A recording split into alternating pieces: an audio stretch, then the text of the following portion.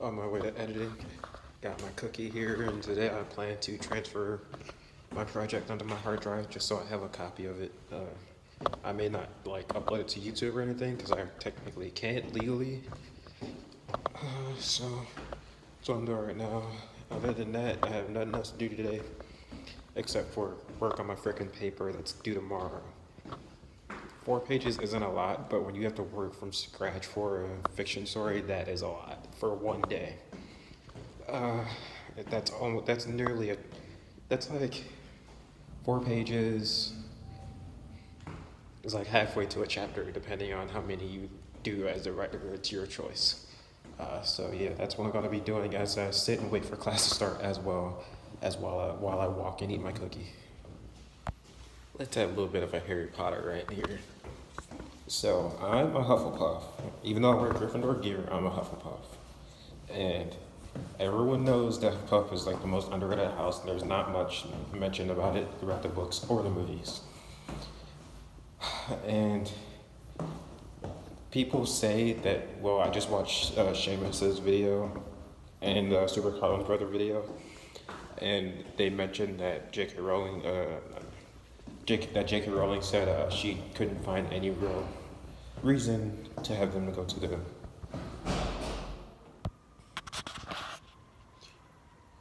People seem to think that Portkeys were basically just a plot hole because one, there's that rule for the with Dumbledore that you can't if you're not the headmaster, you can't apparate into Hogwarts.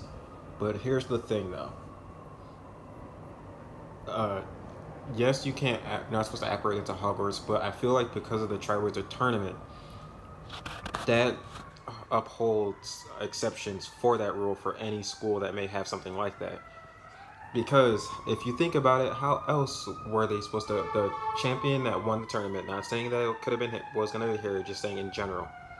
How would the champion that won the tournament in the middle of the center of the maze get back to Hogwarts slash to return to where everyone will be to celebrate with them and to celebrate with the winner? How would they get back? I mean, literally, there's no real explanation for it. If you can't apparate, how are you supposed to get back? But then again, if you can't apparate, then you're still stuck because you're not supposed to be able to apparate if you're not the headmaster. The only way it makes sense is, here's why also the Portkeys make sense. Because not everyone knows how to apparate.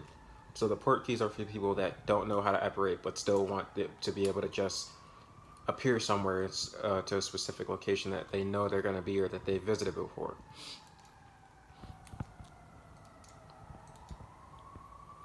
So it's essentially like, because the tournament is such a big deal in the wizarding world that everyone most likely everyone pays attention to. Like, not, of course not everyone's going to be able to attend, but everyone, I'm sure, reads up on it as soon as they get the option to do so.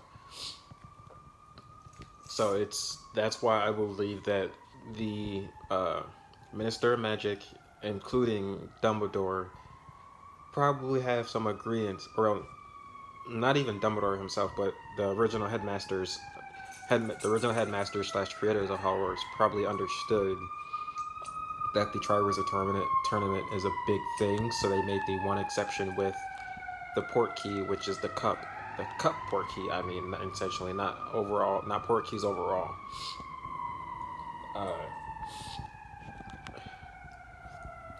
because the Portkey Cup needed to come back to where ever they were going to be able to celebrate, because if not, then the champion just would have been lost in the maze and then nobody would know who won.